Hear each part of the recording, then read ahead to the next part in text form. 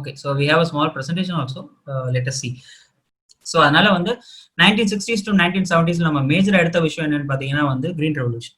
So green revolution அப்படின்றப்போ வந்து நம்ம என்ன பண்ணோம் அப்படின்னா, இது வரைக்கும் நம்ம ஜென்ரலா எப்படி நம்ம அக்ரிகல்ச்சர்லாம் பண்ணிட்டு இருந்தோம் அப்படின்றத தாண்டி we started having different aspects. ஒரு பர்டிகுலர் கல்டிவேஷன்ல வந்து எந்த மாதிரியான ஐடியாலஜிஸ் எல்லாம், எந்த மாதிரியான மெத்தடாலஜிஸ் எல்லாம் நம்ம பண்ணோம்னா மேக்ஸிமம் அவுட்புட் எடுக்க முடியும் அப்படின்ற மாதிரி we had this idea.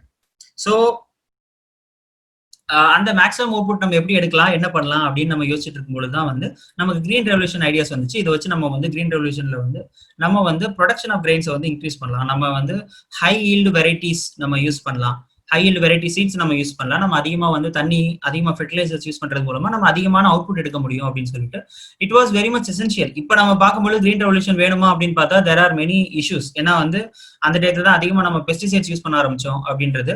But அந்த காலத்துல இருந்து, அந்த பாயிண்ட் ஆஃப் வியூல நம்ம பார்க்கும்போது 1960s வந்து தேவைப்படுச்சு. அப்போ வந்து நமக்கு வந்து சாப்பாட்டுக்கே வழி இல்லை அப்படின்ற பட்சத்துல வந்து எப்படியாவது நம்ம வந்து கிரெயின்ஸை வந்து நம்ம கிரியேட் பண்ணிட மாட்டோமா அப்படின்ற ஒரு தாட் ப்ராசஸ் தான் இருந்துச்சு. So green revolution help a lot. Simultaneously we had white revolution also in 1964-65 and all. So at that time also what happened, we concentrated more on milk production. So green revolution is actually for grains and white revolution is actually for milk production. So simultaneously இந்த ரெண்டு வர்க்குமே நடந்துச்சு. It was a huge success. We were able to have good control over self sustainability. நம்ம வந்து தன்னிறைவு அடையக்கூடிய எல்லா விஷயங்களையும் வந்து இந்த green revolution கொடுத்துச்சு. அது மூலமா நமக்கு ஒரு முக்கியமான பிரச்சனை சால்வ் ஆச்சு. We had a major problem which got solved because of this green revolution, dependency on food grains. இது வரைக்கும் நம்ம வெளிநாட்டுல வந்து நிறைய இடங்கள்ல இம்போர்ட் பண்ணிட்டு இருந்தோம். இந்த மாதிரியான விஷயங்கள்லாம் கொஞ்சம் கொஞ்சமா குறைஞ்சிச்சு. ஸோ உங்களுக்கு dependency on food grains and other items வந்து அதர் ஃபுட் ஐட்டம்ஸ் கொஞ்சம் கொஞ்சமா குறைய ஆரம்பிச்சிருச்சு அப்படின்னாலே வந்து automatically it will be easy for government to concentrate on some other areas. So அந்த மாதிரி பண்ணலாம் அப்படின்றத thought. It was a well planned one and it was a huge success also. But இந்த மாதிரி நம்ம போயிட்டு இருந்தப்போ தான் வந்து in 1962 we had a war with China, because earlier China was actually we know in northeast frontier agency அப்படின்னு சொல்லிட்டு சொல்லுவோம், the present Arunachal Pradesh. So this particular Arunachal Pradesh border, that means border with India and India and China, was actually called as McMahon line. And the McMahon line வந்து China had issues with that McMahon line. They didn't agree with that McMahon line. ஏன்னா எதுக்காக அப்படின்னா வந்து earlier long back and McMahon line வந்து it was signed between India and Tibet. Then China had control over Tibet in 1955 or something. So அதுக்கப்புறம் என்ன சொல்றாங்கன்னா வந்து Tibet வந்து we have good control over Tibet. Now Tibet is under our control. So whatever Tibet signed on behalf of China or on behalf of Tibet will not be hold good அப்படின்னு சொல்லிட்டு they started disputing this McMahon line. அது அந்த McMahon line issue வந்ததுக்கு அப்புறம் what they started war. So என்ன பண்ணாங்கன்னா automatically வந்து அவங்கள வந்து ஆக்குபை பண்ணிட்டாங்க நிறைய இடத்த, especially in Arunachal Pradesh and some part in accession also. And after ஒரு மாசம் கழிச்சு அவங்க ஆட்டோமேட்டிக்கா சைனாவே இந்த விஷயத்தெல்லாம் விட்டுட்டு பின்னாடி போயிட்டாங்க. So at the time we felt a great thing. என்ன அப்படின்னா வந்து we have to have our own stronghold with respect to defense அப்படின்னு சொல்லிட்டு நமக்கு அப்பதான் வந்துச்சு. நமக்கு இன்னும் நிறைய விஷயங்கள் நம்ம பண்ண வேண்டியிருக்கு. நம்ம defence movement especially with respect to defence procurement as well as defence capability, இதுல வந்து நம்ம நிறைய இம்ப்ரூவ் பண்ண வேண்டியிருந்துச்சு அப்படின்னு சொல்லிட்டு this particular picture here shows clearly. என்ன அப்படின்னா பாத்தீங்கன்னா அருணாச்சல் பிரதேஷ் அண்ட் அக்சேஷன் ஏரியாஸ்ல ஒரு மூவ்மெண்ட் ஆஃப் வெஹிக்கிள்கே வந்து நமக்கு வந்து சரியான ஒரு ட்ராக்ஸ் இல்லாம இருந்துச்சு. இந்த பிக்சர்ல என்ன அப்படின்னா வந்து it was actually fully like what snow laden area. அதுல வந்து நமக்கு ட்ரக்ஸ் மூவ் பண்றதுக்குலாம் வந்து நமக்கு வந்து ஃபெசிலிட்டிஸ் இல்ல, ஒரு ரோட்ஸ் எல்லாம் பெருசா இல்ல. So what happened was, even though we had capability, we were not able to mobilize it quickly. இப்போ if there is a war or something, especially with respect to China or Pakistan or something in our border areas, how quickly we are moving our resources to that particular border area, that is more important. So at that time we were not able to do even that also. So அதனால we felt that we have to build our own capabilities அப்படின்னு சொல்லிட்டு. So in the backdrop of it, just before that நமக்கு வந்து DRDO வந்து 1958ல start பண்ணாங்க, Defense Research and Development Organization. It was just started 1958. So ஒரு 1962ல பாத்தீங்கன்னா ஒரு 4 வருஷம் ஆயிருச்சு DRDO. So அந்த டேட்ல வந்து we had very nascent ideas எப்படி பண்ணலாம் என்ன பண்ணலாம் அப்படின்னு சொல்லிட்டு. But the Sino-Indian War proved as a major eye opener for us. நம்ம இன்னும் நிறைய டெவலப் பண்ண வேண்டியிருக்கு அப்படின்னு சொல்லிட்டு. So we went deep into all these things. என்ன பண்ணலாம் எப்படி பண்ணலாம் அப்படின்னு சொல்லிட்டு. So simultaneously we had a war with Pakistan in 1965 also. We had line of control issue. Line of control LOC is for Pakistan. Line of actual control LOAC is with respect to China. So 1965 la vandu war with Pakistan also, there were major violations in line of actual control over Kashmir, but we successfully maneuvered that and we won over those places in 1965. So அப்போ வந்து என்னன்னா வந்து 1962 China வார்ல நமக்கு feel ஆகுற நம்ம எடுத்துக்கிட்ட பாடங்கள் நம்ம எப்படி குயிக்கா வந்து நம்ம ரிசோர்சஸ் மொபைலைஸ் பண்றது, நம்ம மிலிட்டரி யூனிட்ஸ் மொபைலைஸ் பண்றது அப்படின்ற அந்த லெசன்ஸ் எல்லாம் வந்து very much helpful in 1965 war with Pakistan and we successfully won over that also 1965.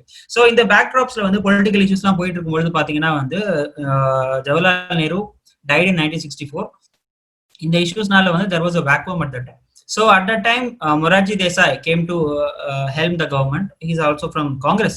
He came to help the government 1965. So அந்த நேரத்துல பாத்தீங்கன்னா simultaneously ரெண்டு இஷ்யூஸ் இருந்துச்சு. நான் சொன்ன மாதிரி ஒன்னு வந்து China issue and then Pakistan issue, war ஒரு பக்கம்.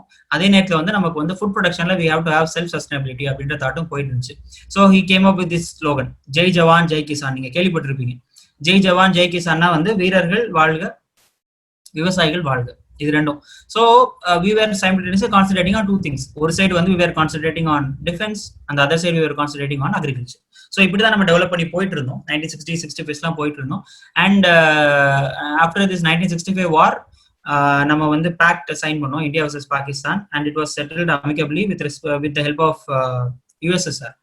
அப்போ வந்து Morarji Desai went to Tashkent, Ukraine, to sign an agreement. நம்ம வந்து war conclusion agreement sign பண்ணும்போது after signing unfortunately he died in Tashkent itself. So again there was a political vacuum. அப்போ யாரை fill பண்றதுன்னு தெரியல. At the time we all know our own leader Kamaraj, who is fondly called as Karma Veerar Kamaraj and another there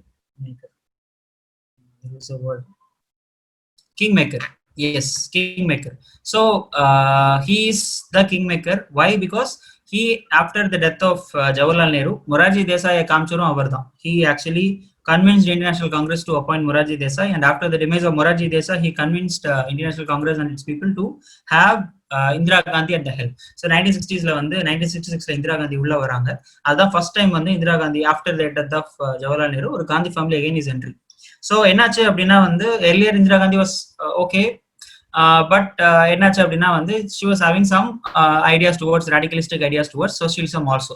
So the effect of it was nationalizing government banks in 1969.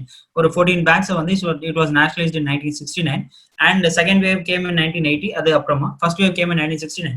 So banks nationalization, and she started concentrating on many areas which generally is not to the liking of Indian National Congress. So அதனால there were major issues with respect to helming Indian National Congress at the time. அப்போ ஒரு சின்ன split வேற ஆச்சு, Indian National Congress ரெண்டா பிரிஞ்சிச்சு, Indira versus others அப்படின்னு சொல்லிட்டு. But in 1971 again election came and Indira Gandhi won with great majority. அவங்க திருப்பி வந்து எலெக்ஷனை வின் பண்ணி she again came as a prime minister. So இந்த டயத்துல என்னாச்சு, the major thing, we are slowly moving from 1960s to 1970s. இப்போ 1970s to 1980sல மேஜரா என்ன நடந்துச்சு அப்படின்னு சொல்லிட்டு நம்ம பார்த்தோம் அப்படின்னா there were few major issues, incidents. First thing was liberation of Bangladesh. இப்போ 1971 என்னாச்சு அப்படின்னா வந்து we all know that Pakistan was partitioned from India. One is in East Pakistan, one is on the side of East Pakistan, other is on the side of West Pakistan.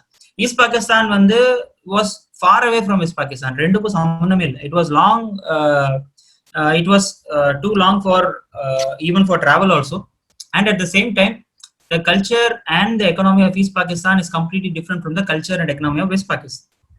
West பாகிஸ்தான்ல predominantly பாத்தீங்கன்னா வந்து East பாகிஸ்தான்ல predominantly பாத்தீங்க அப்படின்னா East Pakistan is basically Calcutta and its nearby areas. So அவங்களோட language பாத்தீங்கன்னா mostly பங்களாவா இருந்துச்சு.